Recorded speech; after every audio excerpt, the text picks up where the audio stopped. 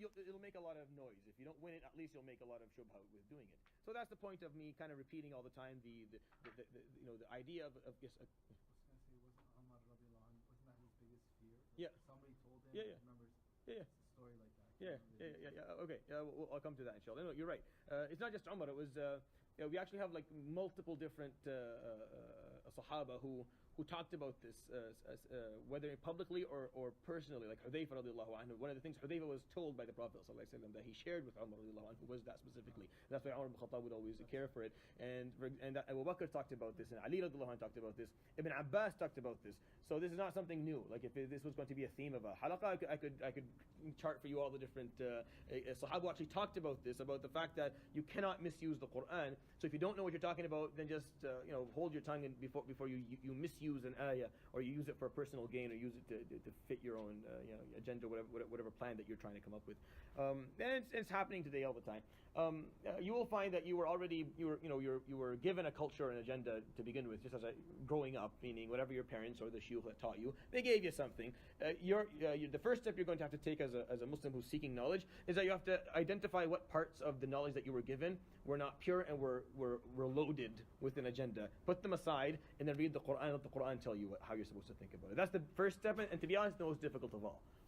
Because you have to let go of a lot of things that you used to hold on to very, very tightly, and then kind of reprogram the way you think about certain issues. But the concept has to be it's not about what I want or what I think or what I feel is right. It's what Allah subhanahu wa ta'ala is saying and what He's stating. Whatever He says, what He wants, and what He says is what we'll go with. Whether we like it or we don't like it doesn't really matter.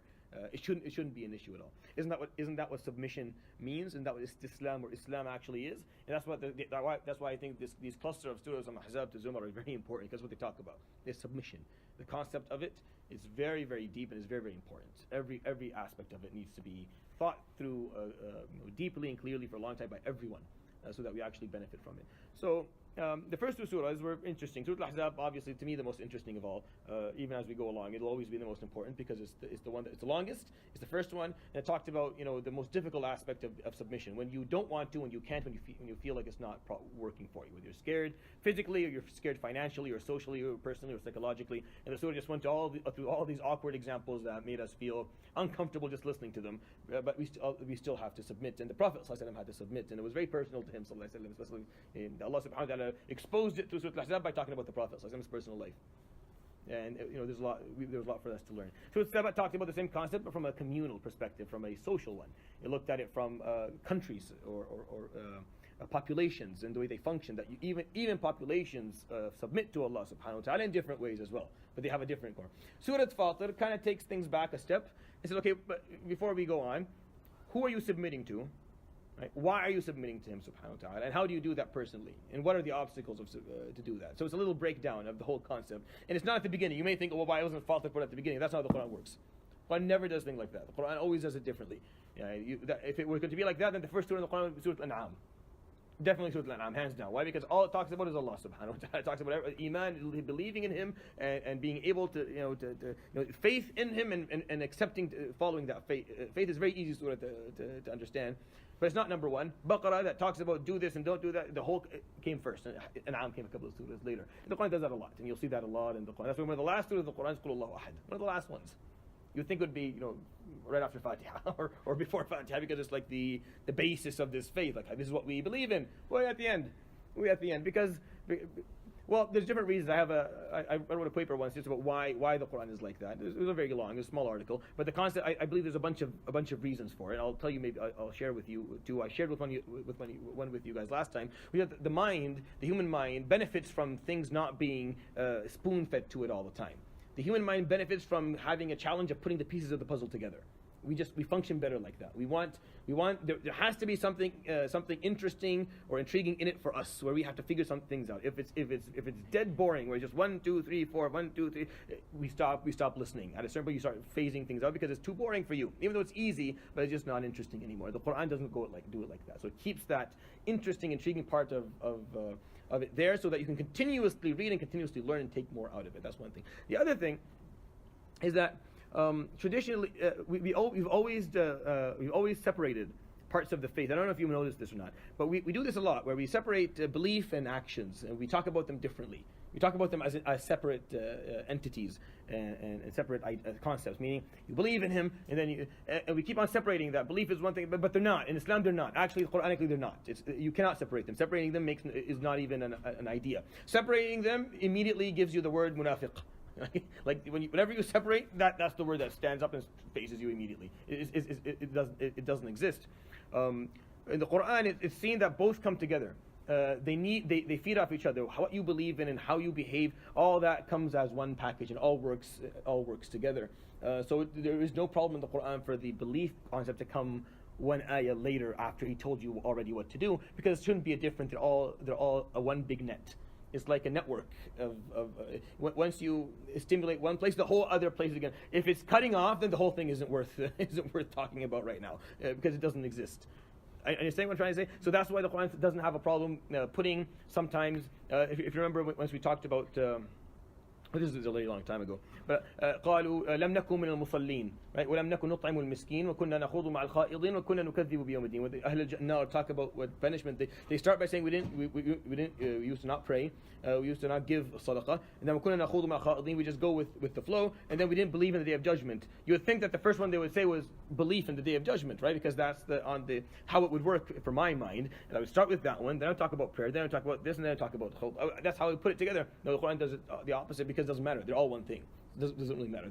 The sequence is unimportant or is insignificant, because the fact that you cannot actually separate your understanding, your belief, and your practice. So for someone to come and say, I believe La ilaha illallah, but the practice isn't there, doesn't mean anything. It means nothing. It means nothing. And just like when you behave and there's no La ilaha illallah to back it up, it means nothing too. Neither of them are significant or important to Allah subhanahu wa ta'ala. It's a package that all comes together. It's hard to accept because we don't want to believe that. It's easier for us, or it's more convenient for us to believe that once you say a few words, then you're safe, regardless of how you behave, whether you commit yourself and you submit, if that's the better word, if you submit to His will subhanahu wa ta'ala or not, that you're going to make it. Yeah, again, you should always question religious concepts that are self-serving. Always question a religious concept that seems to be self-serving to the person who's talking about it. Oh, just question it. Just don't have to be rude about it. Just question it.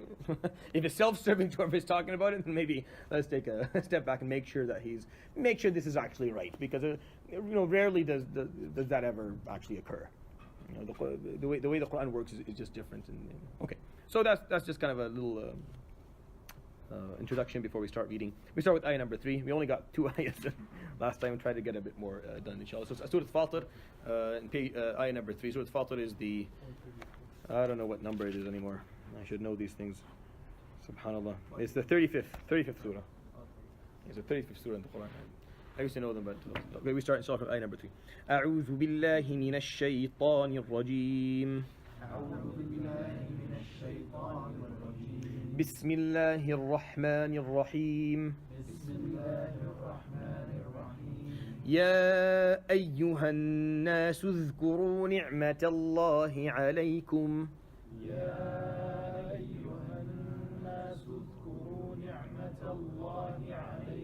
هل من خالق غير الله يرزقكم من السماء والأرض.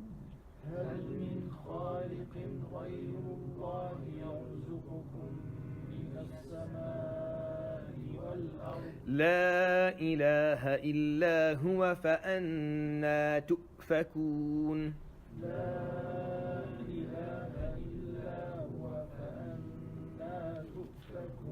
وإن يكذبوك فقد كذبت رسل من قبلك.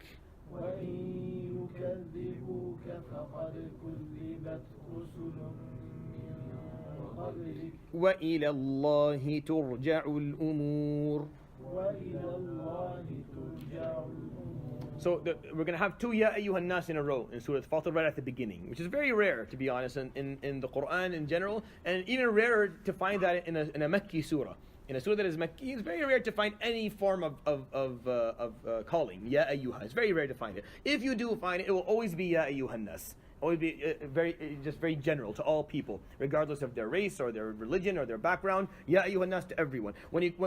How do you know a surah is a Madani surah? You'll find Ya ayyuhal ladhina amanu, all who believe. It'll specify. Or Ya ahlal kitab, the people of the book. So you'll know it's a Madani surah just by seeing one of those two things in a surah. You can easily say it's a Madani surah. You don't need to know anything else. This is like a little trick. The moment you see Ya ayyuhal ladhina amanu or Ya ahlal kitab, just say Madani surah. Don't even look at the Quran. 100%. There is no exception to this rule. Ya ayyuhan nas, you'll find in both Madani and Makki, but you will not find Alladhina amanu or Ya Ahl Kitab in a Makki surah. Why? Because in Mecca, it was the building phase of the Islamic personality, and it wasn't talking about issues of state and issues of difference of faiths and of two groups. It was talking to the human being in general, in terms of believing in Allah subhanahu wa ta'ala, accepting Allah's word and following the way of Allah subhanahu wa ta'ala. So it's very general. It's not talking about groups at this point. So whenever there's a calling, it's Ya ayyuhan nas, all people, regardless of who you are. Everyone listen to this. So we're going to have two of them at the beginning of Surah Fatir.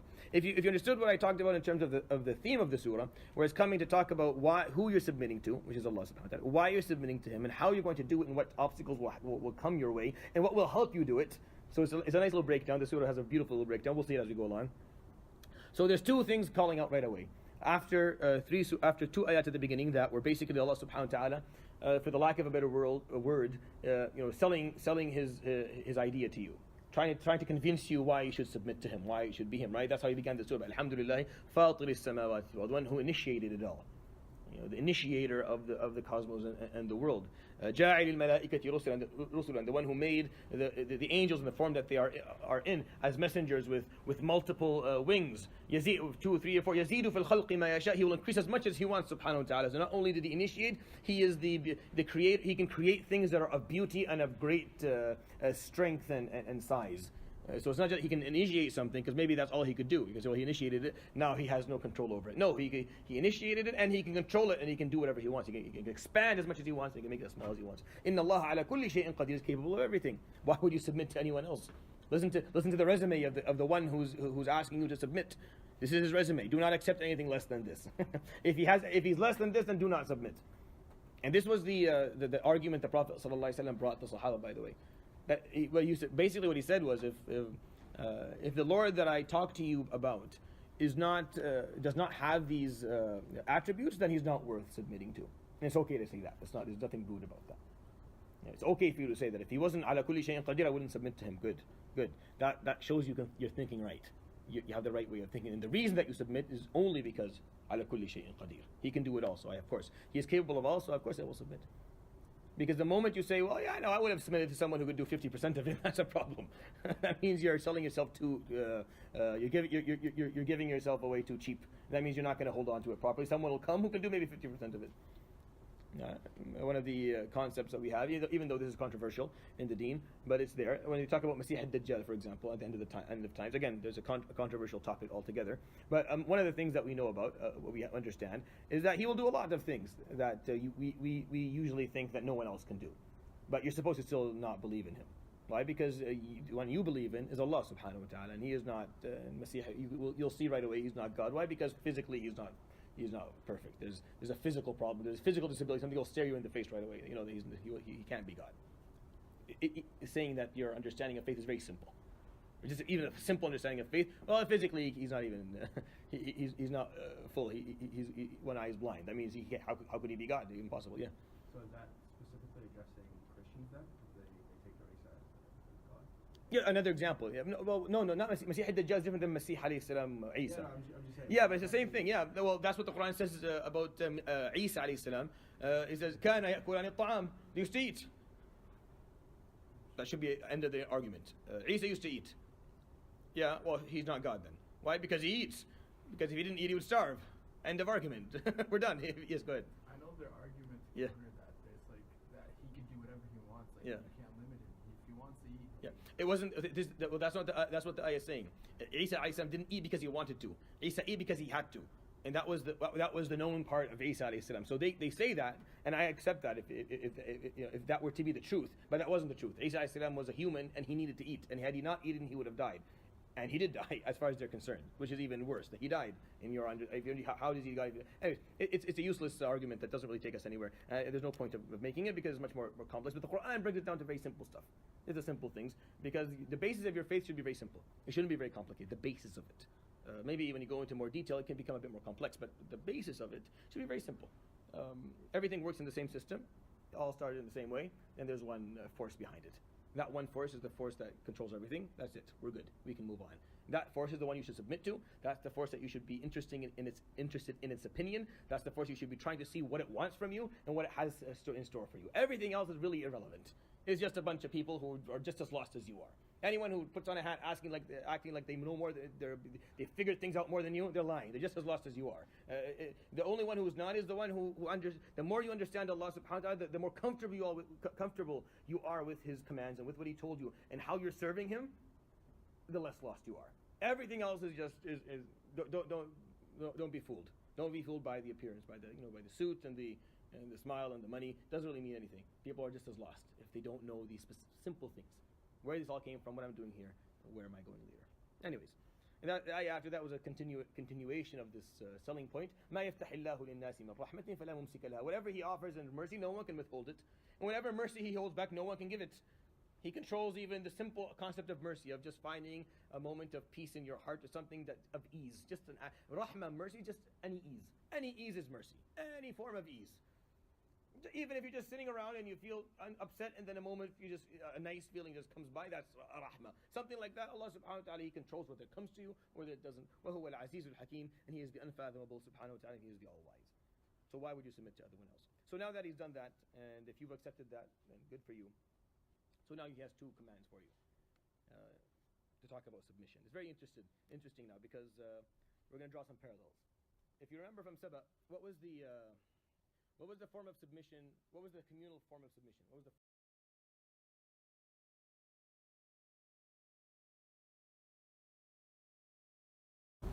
What was the first thing they were told? اعملوا آل داود شكرا وقليل من عبادي الشكور. And that was brought again when they talked about Sabah. So the first form of communal submission was identifying the blessings, being grateful by not wasting, using for good and sharing. That's the concept.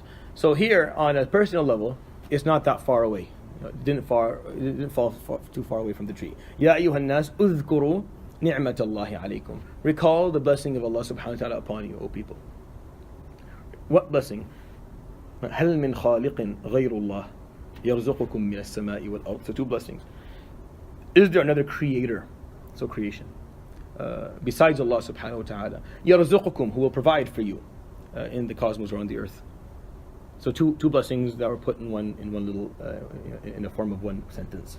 Is there another creator who can provide for you? And provision, as we said, is not just food and water and money. It's everything.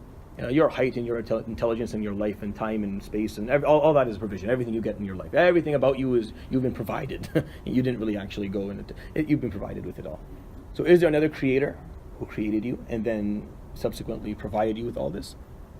La ilaha illahu. There is no deity but Him who did this. فَأَنَّا تُؤْفَكُونَ. Tu'fakun, you'll find it in the Quran a couple of times.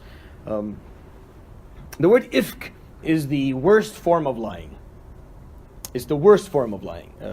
Less than it is buhtan, less than it is kadhib, less than it is ghiba and namima and qadhf and all that other stuff.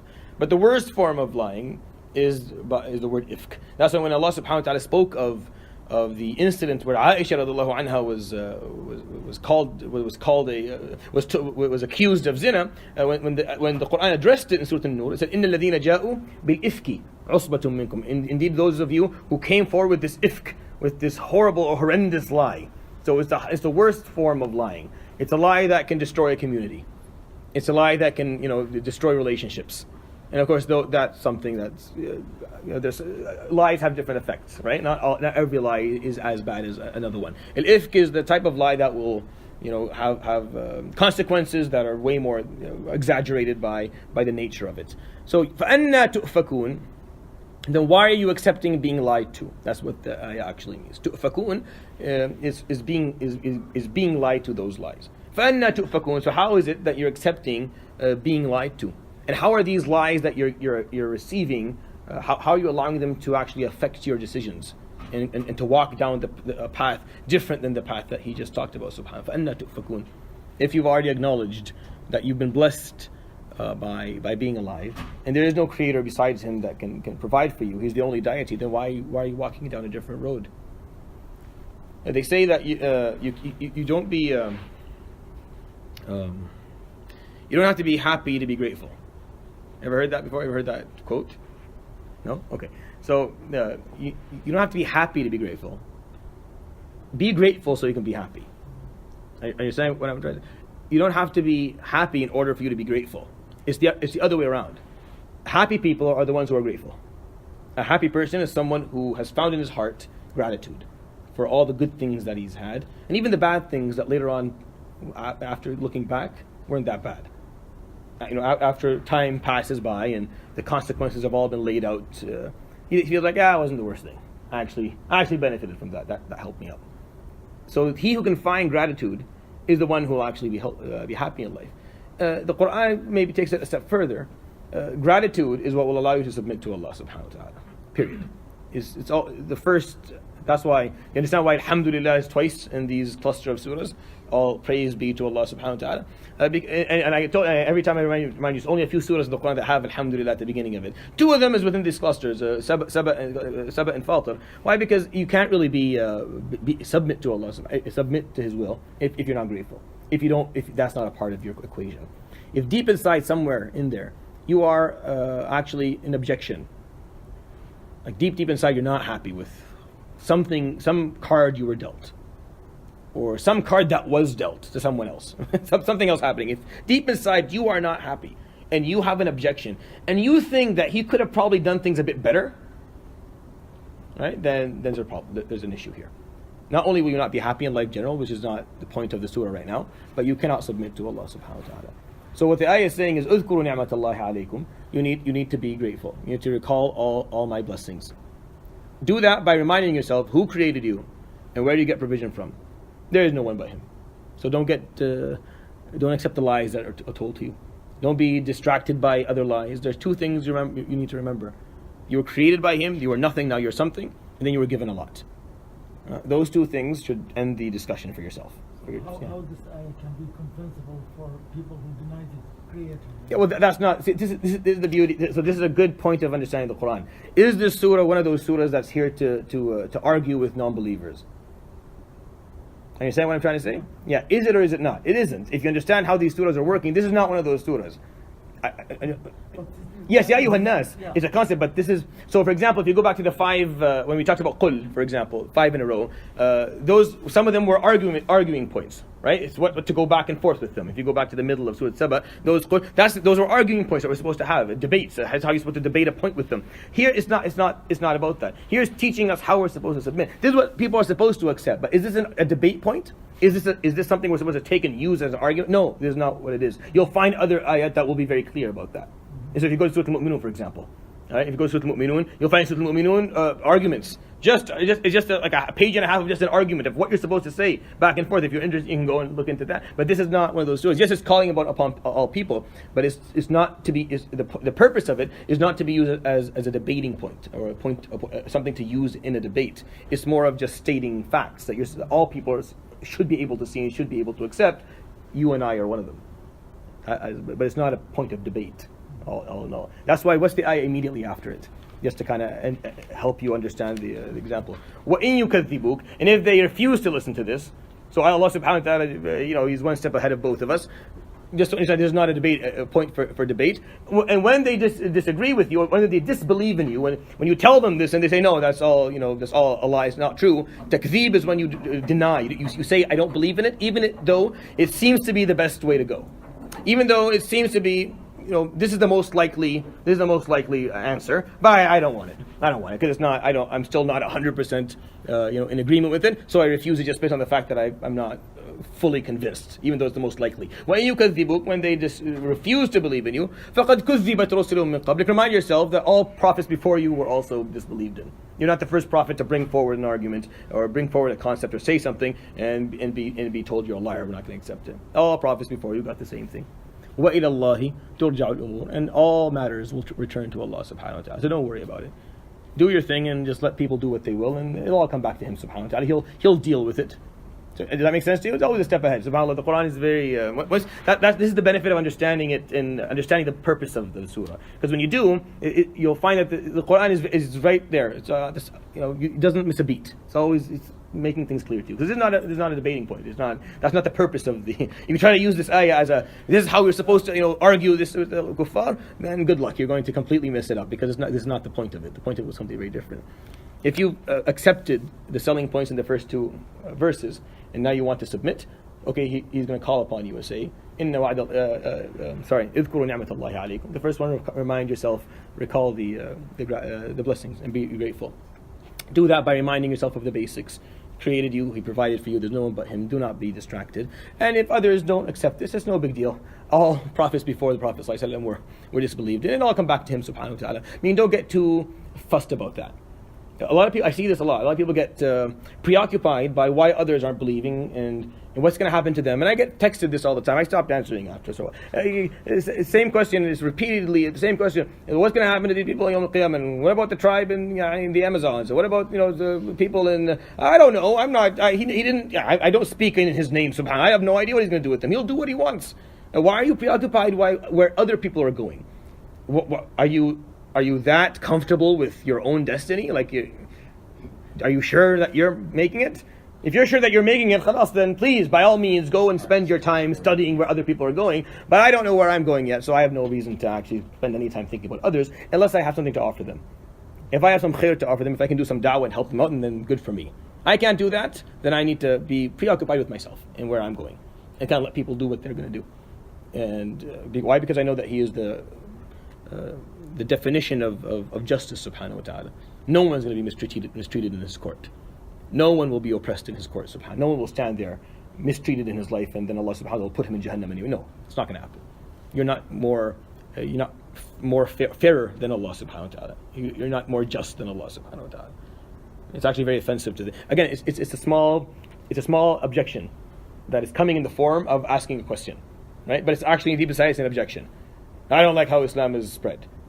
Right? There should everyone should have been given like a book and given the chance. People think like that. No, what are you doing? You know more. No, it's not your business. He doesn't need your help to run his show. Do your part. Where are you? Where do you fall? Where do you fall in this huge mosaic of existence? Where do you fall? What can you do? Do your job. Do your job. Just do your part. Just play your role. Just do what you need to do. Focus on what you were given. Focus on the hand that you have. Stop looking around what other people are carrying and play your hand. Play it to the best of your ability. Whether it's a winning hand or a losing hand, play to the best of your ability and help others, and then move on. And then Allah subhanahu wa ta'ala will take care of judgment Yawm al-Qiyamah. Are you worried for him? Like, are you feeling like, oh, he's going to find it hard to judge people, let me help him out? No, he doesn't need your help Yawm al-Qiyamah. He said, Hisab is quick. It'll be very quick. Billions of people will be judged instantaneously. Sari' al-Hisab. Very quick in Hisab. And Shadid al-Iqab, and extreme, and he will punish heavily. And he's Rahman Rahim, and he's the most gracious and the most merciful and the most generous. So, he doesn't really need me and you. We need to understand where we fall in all this. Okay, so let's read the next command. So the first command is clear, right? And you can see the parallel. I want to kind of bring that idea that we have both Alhamdu in Surah Saba and Surah Fatir, talking about the concept of praise. And then we have the communal form of submission was gratitude, and the personal form of submission, the first one, is also gratitude. It's a big deal. What is our ummah called Yawm al-Qiyamah? What are we called? Do you have a name? Al-Hammadun. We're called the Hammadun, the ones who continuously praise. That's what we're called. We're known for that. That's why our prophet is called Muhammad, and his first name is Ahmad. Right? And he'll be carrying the liwa of Hamd, Yawm al-Qiyamah sallallahu alaihi wasallam. And when he makes sujood under the arsh and Allah subhanahu wa ta'ala allows for hisab, what does he do when he makes sujood under the throne?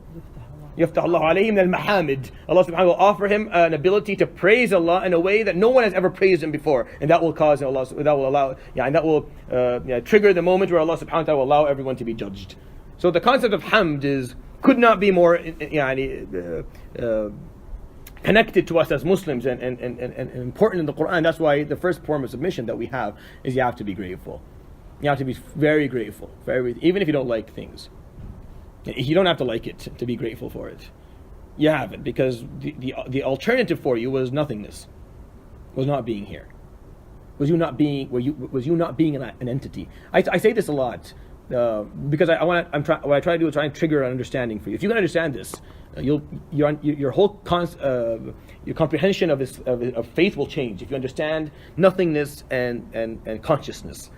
The Quran talks about it all the time, but we don't seem to pay attention to it. The Quran's always talking about it, that you are conscious. You're a living consciousness. No one, even those who commit suicide, they don't want to cease to exist. No, they just want to leave the current existence that they're in and go to something else. No one wants to cease to exist. No one wants to do that. It's actually very scary. Actually, that's why we fear death. We fear death because it's dark and it's cold and lonely. We don't want to not be here anymore. I don't want to miss out on everything that's going on. If you can tell me at least that I'll be sitting in the theater watching, that's fine. If there's popcorn, that's good. If no, that's fine. But if at least I can watch things, I'm still here. Like I'm still, my mind, I can watch and think. But I'm telling you, no, you're not going to be there anymore. You're no longer a thing. It's not like you're a ghost somewhere in your mind. No, you're done. You're gone. That's scary. What happens when that goes on during sleep? Time is meaningless to you. Right? If you sleep and there's no REM sleep and there's no, you don't see dreams, your sleep is very unfulfilling because you put your head down and then you think it up again. 12, 13 hours went by. Nothing. Meant nothing. Meant nothing. Why? Because you didn't exist. It's a very scary thought. Kids don't like to sleep. Kids aren't dumb. Instinctively, they're not dumb. They don't want to sleep because sleep is scary. We're not there anymore. We don't want to not be there. We want to be there. But if you knew that every time you slept you saw a great dream, you would stay in bed all the time, right? Because you get to see beautiful dreams because you're there. But if you're not, none of that's happening. It's not the same. These are just philosophical points that I didn't make this stuff up. The philosophers have been speaking of the same idea for millennia. Yeah, these are some of the Plato talked about this. If you go back to he's talking about the idea of nothingness, but you are here. That is the ultimate blessing, and you have nothing. You can never ever stop being grateful for being, not being here or just being. And then on top of being, he gave you all this other stuff. Right? Your mind works. You can see things. You can listen. It's a nice deal. Because if you look at every other direction into the universe, it's pitch black and it's horrible. Like you leave you leave the earth and its atmosphere, and your eyes pop out of your head, and you're dead immediately. And it's just dark, and it's colorless. And look at this beautiful place. Walk around if you want on the earth a bit. Maybe get out of the city and walk around. It's green, and there's other animals, and it's very beautiful. You have a good deal. It's a good deal, right? Even the simplest things of life, you can just eat and drink. Eating, food. You get satisfaction every hour, if you want. Because every hour some will get rid of whatever's in it, and then you eat and you feel satisfaction again. It's a good feeling. A lot of modern day atheists will say that's the whole point of life. It's just moving from one small high to the next small high, from one meal to the other. There's actually what's his name? Richard's. Dawkins' argument is literally his argument. If you ever listen to him, I don't know if you don't listen to him, but if you do listen to him, just for the benefit of kind of listening to the other side of things, it'll be very clear. It's just one high to the other high, one meal, then I get to have another meal, then I get to sleep and rest, and then I get have relations with my wife, and then I can sit down and play something. So just these small things. That's the whole point of it, which is very sad. That a great mind comes to the conclusion that's the only it's all there is in this whole existence. Subhanallah. Anyways. So that's what he says, subhanAllah, at the beginning. Being grateful. It's a big deal. I know, because sometimes we're fed a concept so many times, you stop thinking about it. And hamd and gratitude and becomes just, whatever. Alhamdulillah, okay. No. It's way deeper than that. It's a very deep concept. It really is. If you understand it and you can live by it. And this is what the Sahaba survived on for 13 years. This is what made them Sahaba. Is the concept of hamd that we jumped immediately to the next one on.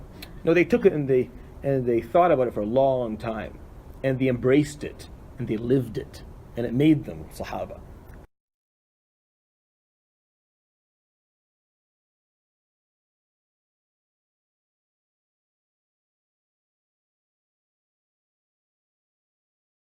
On the other hand, we just kind of, these are all the stuff that we have to do, and then we don't really do them, at least not meaningfully.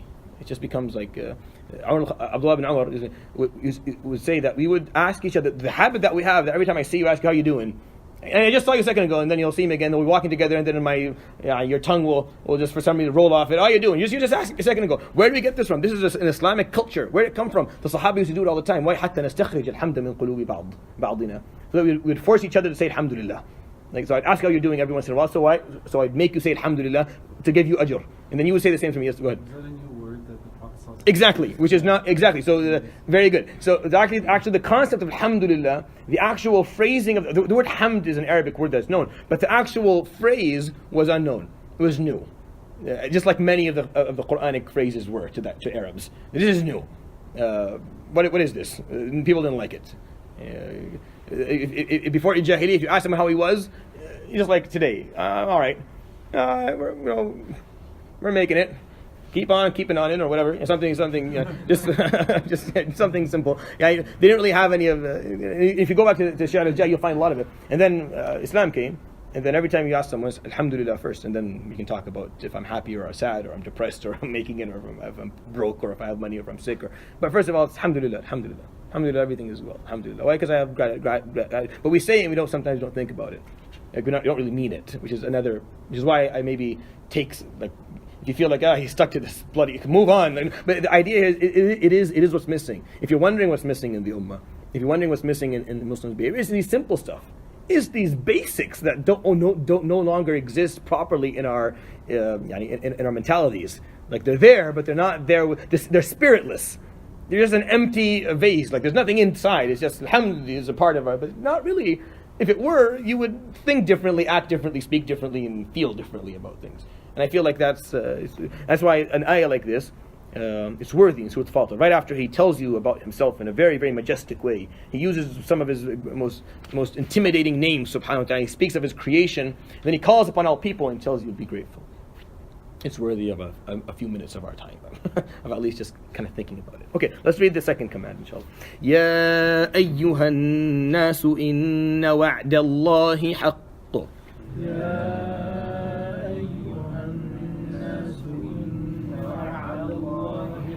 فلا تغرنكم الحياة الدنيا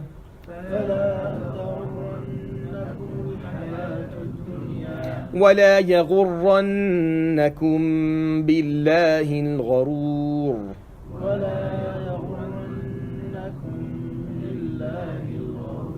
So pay attention that it's al-gha. Al-gharur. It's not al-ghu, not al-ghurur. They're different things. And both exist in the Quran with different meanings. Al-ghurur is one thing. Al-gharur is a different thing. And I'll talk about that in a second. إِنَّ الشَّيْطَانَ لَكُمْ عَدُوٌّ فَاتَّخِذُوهُ عَدُوًّا إنما يدعو حزبه ليكونوا من أصحاب السعير.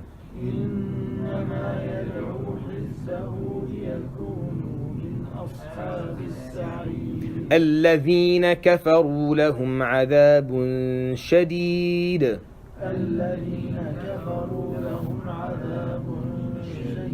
والذين آمنوا وعملوا الصالحات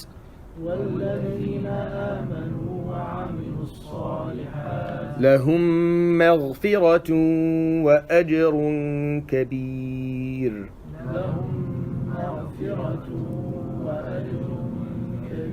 So we'll stop there, inshallah, for today. So the second command, and this is all three ayat are attached to the command in it. Ya ayyuhan nas, so people, inna wa'dallahi haqq. Indeed, the promise of Allah subhanahu wa ta'ala is the truth, and is the ultimate truth. And what is the promise of Allah subhanahu wa ta'ala? So obviously Yawm al-Qiyamah is implied, but also the whole deal of what is to come next is what is meant here. So because he doesn't really specify subhanahu wa ta'ala in the words in the immediate words after, so he kind of left it open. That indeed the promise of Allah subhanahu wa ta'ala is the truth. Understanding that he did lay out for us subhanahu wa ta'ala a bunch of concepts. He told you that you're here to do a job. You have a mission that you need to carry on.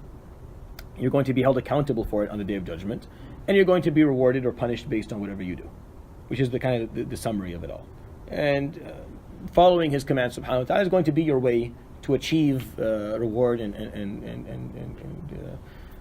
dodge the punishment. So, inna wa'd Allahi haqq is the second command. But when you think about it, is it actually a command? Not really. It's not really a command. The command comes after it immediately. فَلَا تَغُرَّنَّكُمُ الْحَيَاةُ الدُّنْيَا. Do not be misled or deceived by the low life. And the dunya is one thing, and al-hayat dunya is another thing. I've talked about that a couple of times before. The dunya is the world, basically, that we live in right now. It's dunya. Right? It's a lower world because there's a higher world in comparison to it. There's nothing wrong about dunya. There's nothing negative about dunya, really. He created it, subhanahu wa ta'ala. All the greatest prophets lived in it. All the great books were revealed in it. So it's not all negative. It's actually not negative at all. It's al-hayat dunya that is negative, meaning the low life. And you don't have to live the low life in a dunya. You can live a great life in a dunya. But al-hayat dunya is a phrase meaning a life of low meaning, low purpose, and low ambitions, and low ethics, and low morals. It's a low life. Not meaning, so we're not actually chastising or saying anything bad-mouthing a dunya. You should never do that, by the way. You shouldn't sit down and curse a dunya. It makes no sense. Why are you cursing a dunya? Would there be akhirah without dunya? There's only akhirah because of dunya. Why are you cursing this? Curse al-hayat al-dunya. A life that is preoccupied or distracted by possessions and by simple stuff, by low things, by issues that are just low in nature of what they are. And that's an important distinction. It's a very important distinction in the Quran. You'll find it in the Quran if you look for it. Al-hayat al-dunya is always criticized. Not something you want to do. Dunya is not. Because it makes no sense. He created it. Why would it be horrible if He made it and all the great things also exist in it? Good and bad exist in it. It's really your choice. But hayat al-dunya is a thing that is frowned upon. Even ahadith that can be taken out of context, understood, that should be understood properly within what I just said. فَلَا تَغُرَّنَّكُمُ الْحَيَاةُ الدُّنْيَا. Ghur means something to deceive you, to make something seem different than what it actually is. So to elude you, to show you something to be of more value than it actually is. That's what taghur means. فَلَا تَغُرَّنَّكُمُ الْحَيَاةُ الدُّنْيَا. Do not allow the concepts of a lower life, or the lies of a lower life, mislead you or make you think that certain things are valuable when they actually are not. وَلَا يَغُرَّنَّكُمْ بِاللَّهِ. And do not allow al-gharur. وَلَا يَغُرَّنَّكُمْ بِاللَّهِ. Al-gharur. Al-gharur means the deceiver, or the eluder, the one who will elude you or deceive you. And this here, of course, who's meant by this is going to be explained in the ayah after it immediately, which is shaitan. So do not allow shaitan, or whoever, he didn't say his word shaitan here because he wanted it to be an open concept, meaning anyone who is eluding you about Allah subhanahu wa ta'ala, do not allow them to deceive you about Allah. وَلَا يَغُرَّنَّكُمْ بِاللَّهِ. Don't let them come and tell you something about God that is not true, or present God to you in a way that is not actually reflecting who He is. وَلَا يَغُرَّنَّكُمْ بِاللَّهِ الْغَرُورِ. It's a scary word because it has more than one meaning. It's one way of looking at it. So if someone came and told you that Allah subhanahu wa ta'ala is only gracious and only merciful and only forgiving, and He convinced you that whatever you do you're going to be forgiven, you're going to be fine, that's ghurur, and that you've been deceived, you've been eluded, you've been told something not to be the truth. You've been presented to you in a way that does not reflect the actual truth of what it is. وَلَا يَغُرَّنَّكُمْ بِاللَّهِ الْغَرُورِ. Don't allow those who want to deceive you, or the deceivers, to deceive you and elude you about God, about Allah subhanahu wa ta'ala. So that's one form of it. Another form is telling you that He's not there and doesn't exist, whatever. That's fine. That's understood. Not fine, but that's understood. But you could also, that's another thing that you can be told. Or it could be told the opposite, that He is not forgiving at all, and it's all punishment, it's all nar, and you become someone who's very rigid and strict and tense in life because it was. So don't let that happen either way. So the promise of Allah subhanahu wa ta'ala is the truth. So don't allow the hayat al-dunya, the lower life, deceive you about what's important. And don't allow those who want to deceive you about God to succeed either. Inna ash-shaytana lakum adu. Indeed, Satan is an enemy of yours. فَاتَّخِذُوهُ عَدُوًّا. So you need to take him as an enemy. You need to identify with him as an enemy, because that's what he chose. You didn't choose that, by the way. You have no problem. You don't care. We don't care about shaitan. If he wants to become friends, we'll be friends. But he doesn't want to. He made that choice very early on, that he did not like Adam alayhi salam. He hated Adam alayhi salam for reasons that we talked about previously. I'm not going to go into detail, but we will come back to that, inshallah, towards the end of the surah. We'll talk about it again. But there's reasons why shaitan decided that he wanted to be an enemy with Adam. He did not like Adam alayhi salam. Many reasons. And he chose to be his enemy. He made that choice, that he will not only show animosity towards Adam, but to everyone who descends from him. And all the jinn who decide to be on shaitan's side will go and they'll do the same thing. And they'll work against you. They really have no control over you, besides maybe giving you shayt waswasa. They're waswasa. They can come in and they can throw in bad ideas and bad thoughts and just keep on doing that until you make a choice. They'd have no control over you. But that's what they do. فَاتَّخِذُوهُ عَدُوًّا. But if you don't have him as an enemy, if you don't identify that there is an enemy that is trying to harm you, then you're going to be sucker punched every day. Because you don't know. And it's dumb for someone to be showing animosity towards you and for you to be oblivious of that. That means you're a sitting duck all the time, and you're always going to be. You're going to lose every duel and every confrontation because you're not even aware that you're being sought after and someone's trying to harm you, and that's the important part. So it's not about being aggressive towards him; it's understanding that he's trying to do that. So just be aware of it, and when you're aware of it, you can protect yourself. And if you're not aware, then you can't. إِنَّمَا يَدْعُو حِزْبَهُ. All he does exclusively is he calls Hizbahu. Hizbahu is his group, or those who follow him, or those who accept his ideology. يَدْعُو حِزْبَهُ لِيَكُونُوا مِنْ أَصْحَابِ السَّعِيرِ. So they may be the people who enter. Sa'ir is another a name of Jahannam. All he does is he calls upon those who agree with him and follow him, so that they will be the people of An-Nar. الَّذِينَ كَفَرُوا لَهُمْ عَذَابٌ شَدِيدٌ. This is an ayah that's very... I don't know another ayah in the Quran that's like this, by the way. It's just a statement. With really... those who disbelieve, لَهُمْ عَذَابٌ شَدِيدٌ. What's waiting for them is severe punishment. وَالَّذِينَ آمَنُوا وَعَمِلُوا الصَّالِحَاتِ. And those who believe and do what Allah subhanahu wa ta'ala commanded them to do and fulfill their roles and fulfill their purpose. لَهُمْ مَغْفِرَةٌ. They will have forgiveness. وَأَجْرٌ كَبِيرٌ. And a huge reward. Just an ayah just stating something. Just to state, this statement is very important as we move along. It's like a little. This is what you're not supposed to be eluded from. Sorry. He told you. He was telling you at the beginning of the command, the promise of Allah Subhanahu wa Taala is the truth. What's the promise? That's the promise. That third ayah, that's the promise. The promise is that this was going to happen. Those who disbelieve are going to be punished, and those who don't, those who believe in Him and do what they're supposed to do, are going to be forgiven and given reward. That do not allow al-hayat ad-dunya, do not allow shaitan to elude you or deceive you, or make you think otherwise, or forget about that, or get distracted.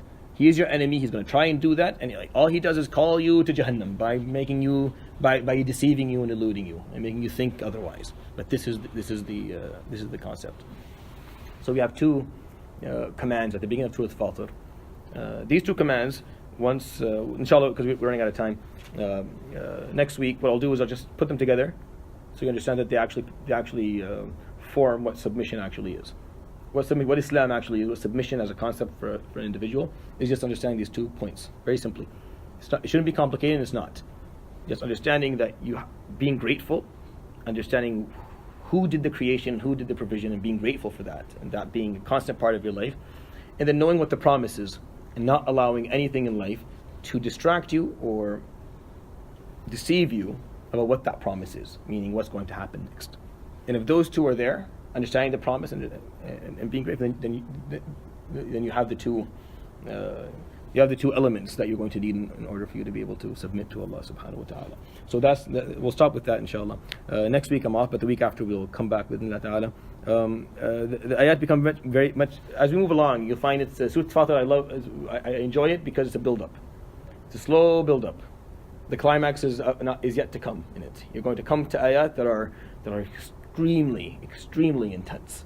Some of the most intense in this Quran. So I would advise you to read Surah Fatir and go through some of the verses as until we come back, because it just builds up slow. It's like a little rumble. It just rumbles on with commands and concepts, and then it just explodes somewhere in the middle, and then it keeps on. It holds on to that high rhythm almost towards the end of it. You could easily take any part of Surah Fatir and read it in a prayer, and it would. And if you have a nice voice, it'll rock every time, because it's very it's just a very high intense surah. Not the beginning of it, towards the end of it. So it kind of builds up, which makes it very enjoyable to read, to learn. Yeah. What am I hearing here? Like, So it seems like, I don't know, I feel like there's a way it's being said or spelled out, so like it's like step by step. I don't know what to call it. It's one, two, three. Yeah, it's a build-up. Like a checkmate. Yeah, like, yeah. So it's a logical checkmate. Yeah, it's a build-up. That's what I'm trying to say. He's building it up for you, subhanahu wa ta'ala, slowly. Starts out by talking about who he is. Then he gives you two commands. And very clear, you know there are two commands. Because twice, Ya Ayyuhan Nas, you didn't have to do it that way. You could have done it all in one. Like Ya Ayyuhan Nas and give both commands, then kind of put them together. No, each time calling again. So two calls out, that means two commands that are separate. I mean, two things that you're going to do differently that will come together and later on have an impact. So slowly, he tells you who he is. He tells you what you need to do. And the climax is going to be the obstacles and the challenges and the methods.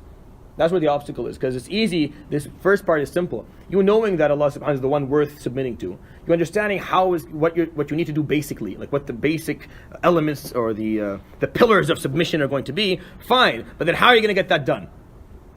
Right? Long term in life. How are you going to get that done? What's going to be sitting, waiting for you throughout this whole, throughout your life as obstacles? He already told you shaitan. He already brought that up simply at the beginning, but there'll be more detail in it as we go along. Yeah. Okay, now, another thing is, I feel like if you're coming at it with like, God is coaching us. Yeah. Speak, right? Yeah. There's a different way you can imagine God's voice coming at you. Yeah, right? yeah. Is that coming from you, or is that how it is? No, that's how it is in the surah. Okay. Well, read it again if you want. Yeah, that's what I feel. Yeah, read and again. I am trying not to to over. No. This is This is what he's saying. These are the words he's using. This is the tone that he's using. Subhanahu wa ta'ala. This is how he's kind of building it up. It's not really. And this is what the feeling you start to feel is what happens when you start to understand how the Quran works. Right, that feeling that now I can see a pattern now. You understand what I'm saying? I can feel him building something up, and that's when you start enjoying the Quran. And that's why they could stand and read like a juz' or 3 or 4 in a rak'ah and have no problem. This is why they could do it, because to them the build-up was natural. They understood the language very deeply. They sat with the Prophet ﷺ all the time. This was already a part of their, of their simple, of their mentality, of the way they thought. So for them, when they read, they've heard all that. We don't hear any of it at all. It's just, does he have a nice voice? God, Ya Rab, he has a nice voice and he's quick, so that we can move forward. Well, the reason is because that echo, that inner voice, that background sound that we're supposed to hear when you're reading the Quran is not alive. But when you start learning how to listen to the Quran, the way I put it, the way I see it, is that you start seeing the Quran in color. Is how I've always imagined it. It's like it's all black and white, and then it clicks, and it becomes colorful, and the Quran becomes this beautiful tone. And every time you read it, there's something else that you take away from it that you didn't take away from the first time. Every single time. That's why you just never stop reading. Every time you read, you comprehend something. Every time I do tafseer of a surah, every time there's something new. Every time I have yet to explain the surah twice with the exact same. Even if I try, there's always going to be something new for me that I didn't think about the first time. And I'm like, shoot, I should have said that last time. But subhanAllah, every time you read, you learn a point that you didn't think about the first time. Okay, we'll end with that inshallah, because it's 9 o'clock. Inshallah, we'll continue not next week, but the week after, inshallah. Thanks.